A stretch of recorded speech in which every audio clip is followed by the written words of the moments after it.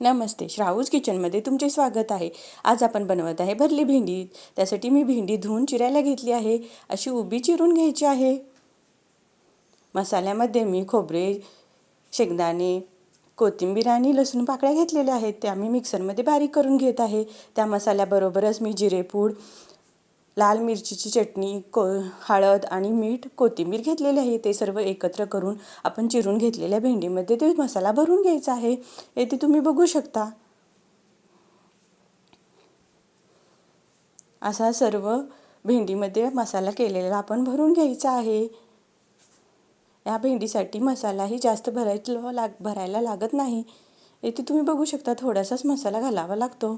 तर आपण सर्व भेंडी भरून घेतलेली आहे. आता कढईमध्ये तेल घालून आपण मसाला भरून घेतलेली भेंडी त्यामध्ये घालून घेऊ. ते चांगले हलवून घेऊ आणि झाकण ठेवून त्याची वाफ काढून घेऊ.